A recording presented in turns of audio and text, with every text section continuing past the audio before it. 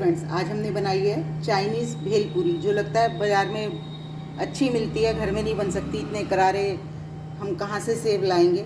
तो मैंने सारे राज बताए हैं, कैसे सेब बनेंगे, क्या होगा, कैसे हम इसे असेंबल करेंगे। तो चलिए देखते हैं इसको हमने कैसे बनाया। बनाना शुरू करते हैं चाइनीज़ भेल। देखिए कितनी बढ़िया हमारी भेल तैयार हुई है। अपने नूडल्स को चेक कर लेते हैं। कोशिश कीजिए कंपनी कोई भी हो, लेकिन नूडल्स जो अच्छे हो ना, बारीक वाले, वही लीजिए। ये देखिए काफ़ी पतले नूडल्स हैं ये मैंने पानी उबलना रख दिया था, पानी गर्म होने लगा है। इसमें डाल दूंगी मैं नमक और ये अपने नूडल्स। आपको तोड़ के डालने की कोई ज़रूरत नहीं है, जैसे ये अपने आप से नीचे आते जाएंगे।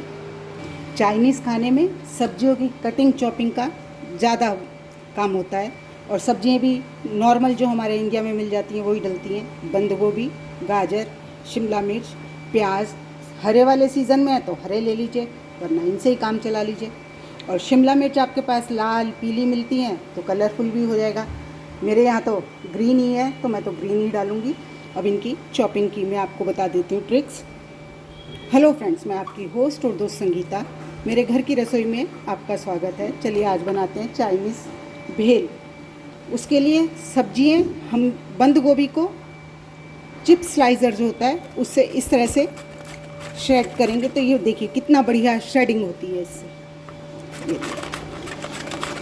बहुत जल्दी काम हो जाएगा आपका, और श्रेडिंग कितनी बढ़िया होगी ये तो आपको मैं दिखाई देती हूँ। कितनी बढ़िया श्रेडिंग। ऐसी ही तो होती है बाज़ार की कटी हुई। हम सोचते हैं इतनी बारीक तो हमसे कटती ही नहीं घर में। देख लीजिए कितनी बारीक काटी हैं। देखिए जो नूडल्स हमने रखे थे सब अपने आप से नीचे हो गए। अब इसे हमने ज़्यादा नहीं उबालना, चेक कर लें बिल्कुल हल्के से ये सॉफ्ट हो जाने चाहिए। देखिए बिल्कुल सॉफ्ट हल्के से हो गए। अब मैं इनको ड्रेन आउट कर लेती हूँ। वो इसलिए कि गरम जो इनका कुकिंग प्रोसेस है वो रुक जाएगा।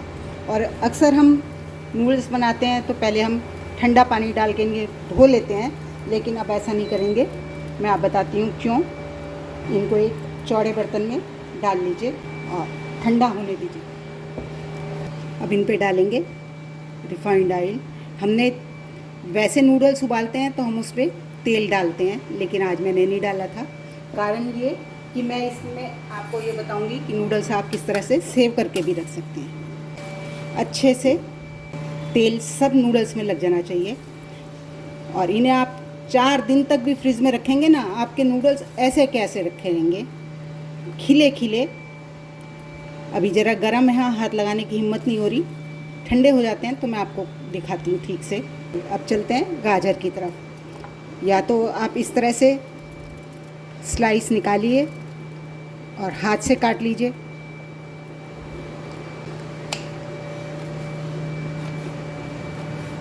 बिल्कुल माचिस की तीलियाँ जैसे पतले पतले निकल रहे हैं ना। और नहीं तो दूसरा तरीका वही मैं आपको फिर बताती हूँ। चिप्स कटर लीजिए और पहले ऐसे चौड़े चौड़े स्लाइस निकाल लीजिए, और फिर इकट्ठे करके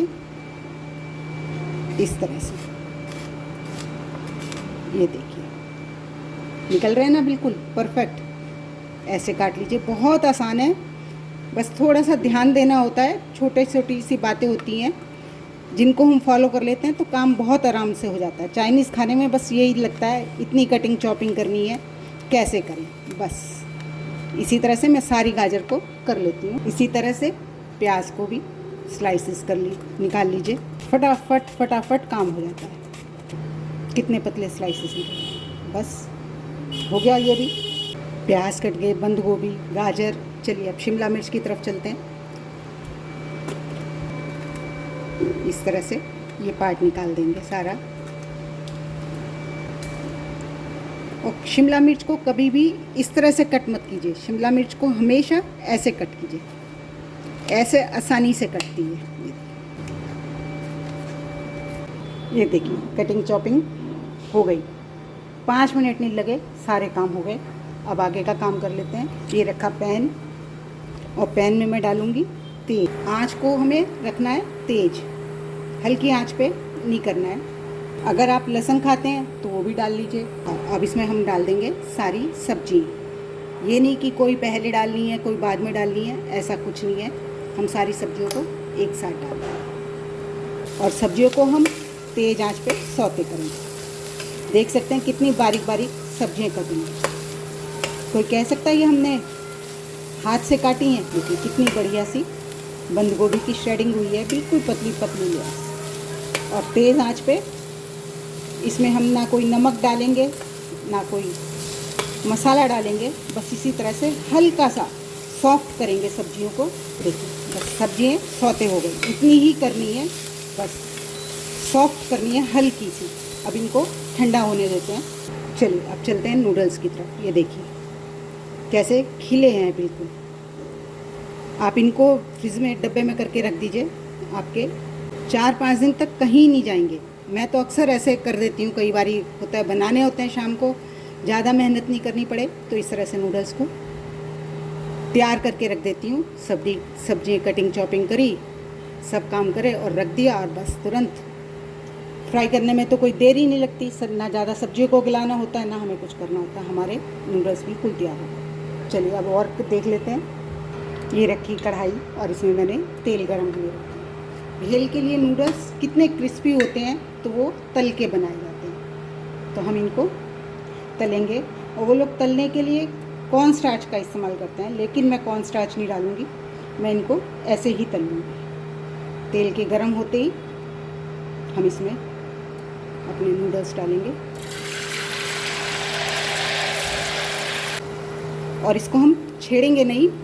जैसे हमें लगेगा कि नीचे से अच्छे से शेप ले ली है, ब्राउन हो गए हैं, तब हम इनको पलटेंगे। ये देखिए एक साइड से हो गए और फिर पलट देंगे। देखिए इसको इस तरह से निकाल लेते हैं। मैंने थोड़े डार्क करे हैं, मुझे ऐसे ही पसंद है। आपको अगर नहीं पसंद है तो आप इतने डार्क ना करें। और इनको आप महीने 2 महीने भी एयर टाइट कंटेनर में रखेंगे ना, कहीं नहीं जाएंगे, ऐसे कैसे रहेंगे। चलिए अब अपनी भेल को असेंबल कर लेते हैं। सब चीज़ें हमारी ठंडी हो गई। अगर हम गरम में इसमें नमक डाल देते, सॉसेस डाल देते तो ये लिक्विड ही हो जाता और चाट नहीं बनती, करारापन नहीं रहता। और ये नूडल्स देखिए जो हमने तले थे कितने कुरकुरे हैं। मैं अभी आपको सर्व करूँगी तो बताती हूँ। मैं इसमें डालूँगी शेजवान चटनी। पिज़्ज़ा पास्ता सॉस है तो वो डाल लीजिए, ज़रूरी नहीं है कि शेजवान नहीं डालें। रेड चिली सॉस अपने टेस्ट के अकॉर्डिंग, जितना तीखा, वैसे ये तीखा ही होता है। और बहुत हल्की सी सोया सॉस, बहुत ज़्यादा नहीं डालनी नूडल्स की तरह, बहुत थोड़ी सी बस। हल्की सी काली मिर्च, सॉसेस में भी काफ़ी तीखापन है लेकिन इसमें काली मिर्च डलती हैं। और नमक सब्जी के अनुसार। नूडल्स उबाले थे उसमें तो हमने डाला था, लेकिन सब्जी में नहीं डाला था। इसमें डालेंगे 1 चम्मच टोमेटो सॉस और इनको अच्छे से मिक्स कर लेते हैं। और ये नूडल्स देखिए कितने करारे हैं, बस ऐसे करिए और आपकी चाइनीज़ भेल खाने के लिए बिल्कुल तैयार। लेकिन मिक्स जब ही कीजिए जब आपने सर्व करनी है, उससे पहले मिक्स करके नहीं रखिए, सौगी हो जाएगी, फिर ये इसका सब करारापन ख़त्म हो जाएगा। आजकल सीज़न में हरे प्याज नहीं है तो मैं तो उसी के बिना काम चला रही हूँ। अगर आपके यहाँ स्टोर्ड मिल जाते हैं तो देख लीजिए। और हमारी भेल खाने के लिए बिल्कुल तैयार है। ये मैंने टमाटर की स्लाइसेस कर ली हैं लंबी लंबी, मैंने सीड्स नहीं निकाले। आप चाहें तो इनके सीड्स निकाल लें, क्योंकि सीड्स से जूस होता है और वो सौगी कर देता है, इसलिए। चलिए अब इसे सर्व कर लेते हैं। खटास देने के लिए 2 ऑप्शन है, या तो नींबू निचोड़ें या जैसे हम सिरका डालते हैं उस तरह से सिरका डालें। जो आपको पसंद हो वो डालें। सिरका डाल रही हूँ और मैं आपको बार बार कह रही हूँ कि जब आपने सर्व करना है जब ही आप इसे असेंबल करें, वरना बना के रख लें, सब चीज़ें ठंडी हो जाएं और जब खाना हो जब सर्व करें। और इस तरह से सर्व कर लीजिए, बाज़ार की तरह ही सर्व करेंगे।